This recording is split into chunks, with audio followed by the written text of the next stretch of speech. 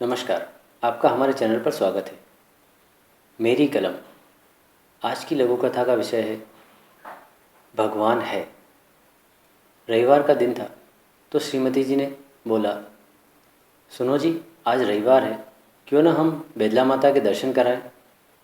घड़ी में सुबह के 10 बजने को थे। मैंने कहा, अभी लॉकडाउन चल रहा है और 1 घंटे बाद ढील का समय है, वो ख़त्म हो जाएगा और अभी तक तो हम तैयार भी नहीं हुए हैं।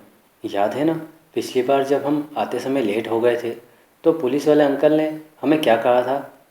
फिर श्रीमती जी ने कहा, तो अभी 1 घंटा पड़ा है, हम जल्दी से तैयार होकर दर्शन करके आ सकते हैं। मैंने कहा, ठीक है, चलते हैं। हम जल्दी से तैयार हुए और दर्शन करने के लिए निकलने लगे। हमेशा की तरह मैंने उनसे कहा, बाइक से चलें, क्योंकि बाइक से छोटी गलियों और शॉर्टकट से निकलने में आसानी होती है। इन्होंने कहा, नहीं, हम कार से ही चलेंगे, धूल और धूप से बचाव भी हो जाएगा।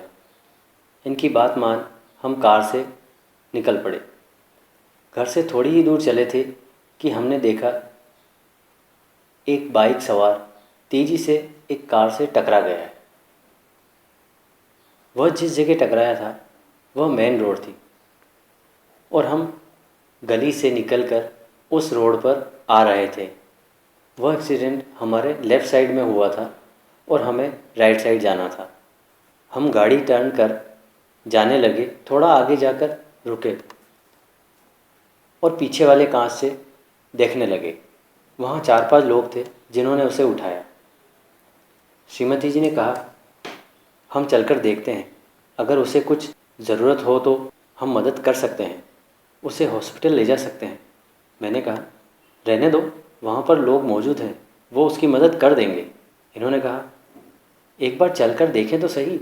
फिर हम वहाँ पहुँचे और देखा लोगों ने उसे उठाकर साइड में बैठा दिया था।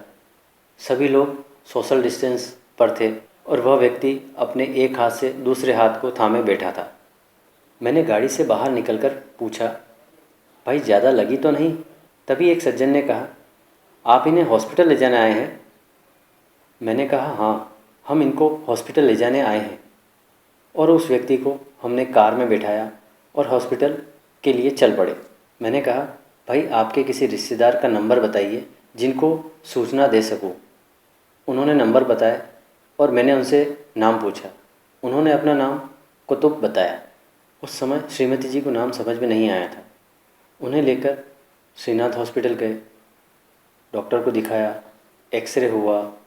उसमें पता चला कि हाथ फ्रैक्चर हो गया है, प्लास्टर चढ़ाना पड़ेगा और बाद में शायद ऑपरेशन भी होगा। ये सब हुआ तब तक मेरी बात उनकी वाइफ से हो चुकी थी और वे हॉस्पिटल आ रही थी। मैंने श्रीमती जी से कहा, इनकी वाइफ आ जाए फिर हम यहाँ से निकल चलेंगे, और उनको वेटिंग एरिया में बैठा दिया। इस दरमियान मैंने 1-2 बार बाहर आकर श्रीमती जी से पूछा भी कि कोई लेडीज़ आई क्या। एक बुर्का पहने लेडीज़ आई और उन्होंने उसे देखा भी। वह लेडीज़ सीधे जहाँ प्लास्टर चढ़ रहा था उस कक्ष में आ गई। मैंने उनको कुतुब का मोबाइल दिया और शर्ट सौंपा। उन्होंने धन्यवाद अदा किया और मैं वहाँ से बाहर आ गया। हम लोग वापस कार में बैठे। इन्होंने पूछा, ये लोग बोहरा थे? मैंने कहा, हाँ, आपने उनका नाम सही से नहीं सुना, वरना पहले ही पता चल जाता। इस पूरे घटनाक्रम में हमने घड़ी की ओर देखा ही नहीं। घड़ी की सुइयाँ 11:30 बजा रही थी। लॉकडाउन में रिलैक्सेशन का टाइम ख़त्म हो चुका था। मैंने कहा, अब मंदिर तो जा नहीं सकते, घर चलें? श्रीमती जी ने कहा, हाँ, अब तो घर ही चलना पड़ेगा। वैसे भी हम तो मंदिर के बाहर से ही दर्शन करने वाले थे। मंदिर में भी तो लॉकडाउन लगा है ना, शायद इसीलिए हम घर से बाहर आए थे।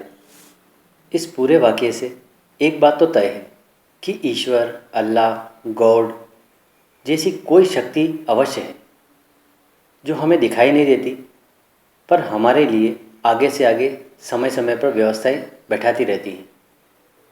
वरना लॉकडाउन चल रहा है, हम घर में बैठे हैं, श्रीमती जी का मंदिर जाने के लिए आग्रह करना, कम समय होने पर भी मेरा आग्रह को मान लेना और मंदिर ना पहुंचने के बजाय उस व्यक्ति को हॉस्पिटल पहुंचाना, ये सब क्या है? यही उस ईश्वर की मौजूदगी का एहसास है। हमारा धर्म और कर्म ही ईश्वर को हमारे लिए आगे की व्यवस्थाएं करने के लिए मजबूर करता है और वो व्यवस्थाएं कर अपने होने का परिचय देता है। आपको ये लघु कथा कैसी लगी कमेंट कर बताएं और वीडियो को लाइक करें, शेयर करें, हमारे चैनल को सब्सक्राइब करें। धन्यवाद।